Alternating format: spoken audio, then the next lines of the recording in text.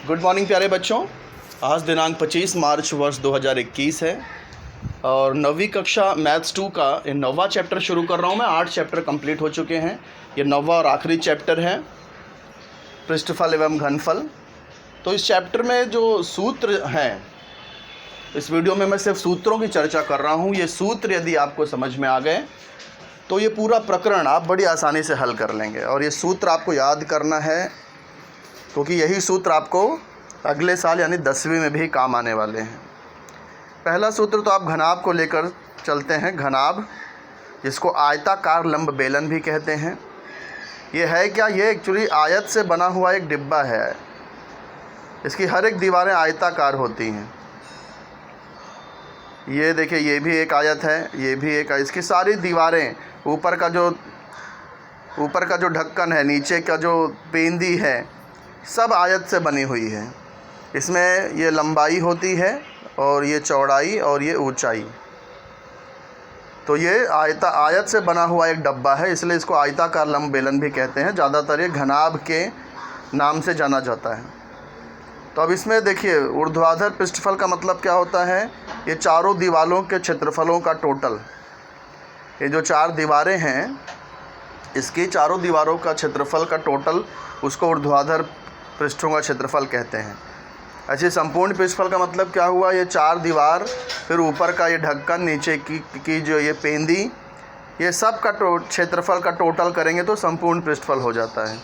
और घनफल का मतलब क्या होता है? घनफल का मतलब होता है इसके अंदर जितनी खाली जगह है, इस डब्बे के अंदर की कुल खाली जगह, उसको कहते हैं घनफल। तो इसका सूत्र है, ये हम इन सूत्रों की सहायता से इसकी ये ज्ञात कर सकते हैं। घनाभ के ऊर्ध्वाधर पृष्ठों का क्षेत्रफल है 2 ब्रैकेट में लंबाई धन चौड़ाई ब्रैकेट बंद गुणे ऊंचाई। घनाभ के संपूर्ण पृष्ठफल का सूत्र है 2 ब्रैकेट में लंबाई गुणे चौड़ाई धन चौड़ाई गुणे ऊंचाई धन लंबाई गुणे ऊंचाई, LB + BH + LH। ये इसको आप आगे पीछे भी लिख सकते हो कि पहले BH आ जाए, फिर LB आ जाए, फिर LH। 1 2 ये 3 को आप किसी भी ऑर्डर में लिख सकते हो। और इसको याद रखना बहुत आसान है। देखो, 3 ही चीज़ें हैं यहाँ, L है, B है और H है। तो इसको अलग अलग जोड़ियाँ बनी है। एक बार LB की जोड़ी बन गई, फिर एक बार LH की जोड़ी बन गई, फिर एक बार BH की जोड़ी बन गई। इस तरह से इन्हीं तीनों की जोड़ियाँ बना करके यहाँ लिखा गया है। तो ये घनाभ का संपूर्ण पृष्ठफल हो गया। घनाभ के घनफल का सूत्र क्या है? ये जो 3 जोड़ी मैंने आपको बताया है, L × B × H, लंबाई गुणे चौड़ाई गुणे ऊंचाई, घनाभ का घनफल है। अब आते हैं दूसरा, घन, जिसे समघन कहा जाता है। वर्गाकार हम लोग एक डब्बा यदि बनाएं जिसकी सभी दीवारें वर्ग के आकार की हों, ऊपर का ढक्कन वर्ग के आकार का हो, नीचे की पेंदी वर्ग के आकार की हो, सारे पृष्ठ यहाँ पर वर्ग के आकार के हैं, तो जो डब्बा बनेगा उसे घन कहते हैं या फिर समघन के नाम से भी जाना जाता है। वो उदाहरण, आप जो लूडो या सांप सीढ़ी जो खेलते हैं, उसकी जो डाइस होती है, पासा जिसे कहते हैं, वो समघन के आकार का होता है। फिर आपने देखा होगा एक क्यूब है, क्यूब जो जिसमें हम लोग वो कलर मैच करते हैं, कलर मैचिंग वाला क्यूब होता है। तो वो क्यूब भी इसी समघन के आकार की होती है। अब समघन की विशेषता ये होती है कि इसमें सभी लंबाइयाँ जो हैं वो समान होती हैं। इसकी लंबाइयों को भी स्मॉल l लिखा है मैंने, इसकी चौड़ाई को भी स्मॉल l लिखा है, इसकी ऊंचाई को भी स्मॉल l लिखा है, यानी सभी लंबाइयाँ यहाँ समान होती हैं। तो इसमें ऊर्ध्वाधर पृष्ठों का क्षेत्रफल क्या होगा? 4l²। समघन का संपूर्ण पृष्ठफल होगा 6l², क्योंकि 6 पृष्ठफल हैं। समघन का घनफल क्या होगा? l³। आप यहाँ पर भी देखो, खाली B और H के जगह पे भी अगर आप L रखोगे तो आपको यही सारे सूत्र मिलेंगे। तो ये था समघन के सूत्रों के बारे में। अब आते हैं वृत्ताकार लंब बेलन, जिसे सिर्फ बेलन भी अक्सर कहा जाता है। तो ये वृत्ताकार लंब बेलन का आकार आप यहाँ देख सकते हैं। एक छोटे से पाइप के टुकड़े की तरह से है ये, या फिर घर में जो ड्रम रखा जाता है, ड्रम, या फिर एक छोटा सा पेन का टुकड़ा यदि हम ले लें, तो ये सब, या घर में जो ट्यूब लाइट है, ये सब बेलन के आकार की होती है। बेलन में देखिए त्रिज्या होती है और ऊपर ये लंब ऊंचाई यानी कि स्मॉल h, ये लंब ऊंचाई है, त्रिज्या है, ये होता है इसमें। अब इसका देख लेते हैं वक्र पृष्ठफल, जिसे हम ऊर्ध्वाधर पृष्ठफल कह रहे थे उसे ही हम यहाँ वक्र पृष्ठफल कहेंगे, क्योंकि यहाँ जो पृष्ठभाग जो दीवारें हैं वो समतल नहीं है बल्कि एक वक्र हैं, गोल हैं, घुमावदार हैं। तो जो घुमावदार दीवारें हैं इसलिए उसको वक्र कहा जा रहा है। समतल होता है तो ऊर्ध्वाधर कहते हैं। तो बेलन का वक्र पृष्ठफल क्या होगा? 2πr/h। 2πr यानी वृत्त की परिधि और ये उसकी ऊंचाई। बेलन का संपूर्ण पृष्ठफल 2πr ब्रैकेट में r+h।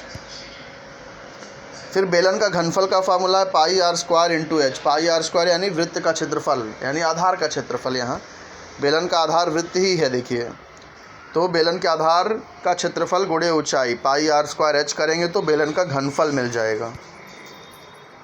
आगे बढ़ते हैं शंकु की तरफ। शंकु देखिए, जैसे जोकर की जो टोपी होती है वो शंकु के आकार की होती है। आइसक्रीम का जो कोन होता है वो भी शंकु के आकार का होता है। इसमें ये जो लंबाई आप देख रहे हैं, इस लंबाई को तिरछी ऊंचाई कहते हैं और स्मॉल l से दर्शाया जाता है। ये आधार की त्रिज्या है और ये शंकु की लंब ऊंचाई है।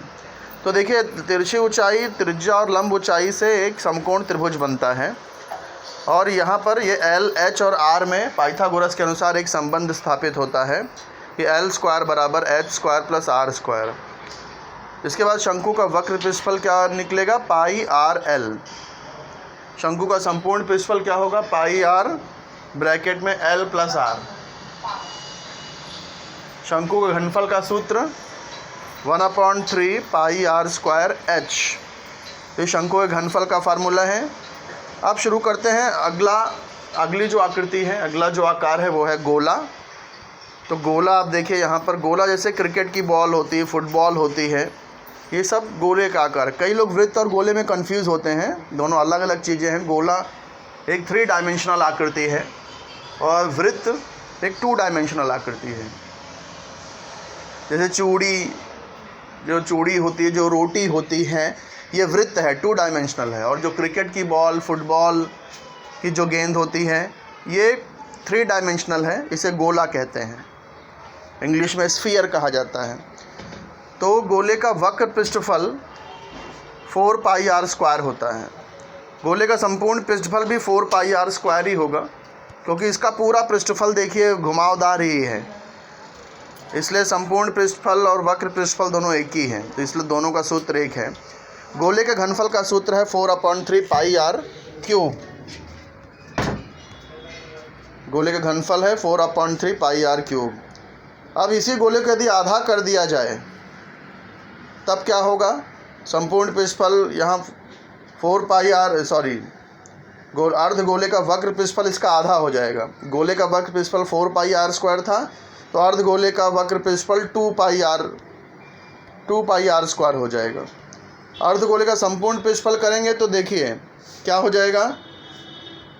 ये वक्र पृष्ठफल तो 2πr² था ही, प्लस ये आधार का क्षेत्रफल भी इसमें प्लस करना पड़ेगा। आधार यानी वृत्त का क्षेत्रफल, तो 2πr² में 1πr² और जोड़ दिया तो 3πr² हो जाएगा, यानी अर्ध गोले का संपूर्ण पृष्ठफल मिल जाएगा। अर्ध गोले का घनफल लिखने के लिए यही सूत्र लिखना है, बस 4 का आधा कर देना है। ये 4/3πr³ था गोले का घनफल, तो अर्ध गोले का घनफल आपको 2/3πr³ लिखना है।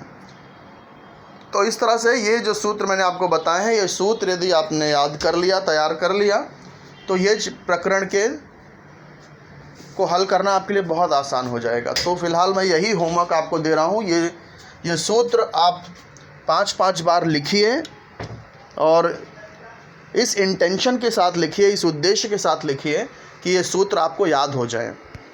फिर ये जब सूत्र याद हो जाएंगे तो इन्हें लिख करके फिर शेयर करिएगा, और इसके बाद जो अगले वीडियो में मैं फिर इससे संबंधित जो सवाल हैं वो कैसे हल करना है वो मैं आपको सिखाऊंगा। धन्यवाद।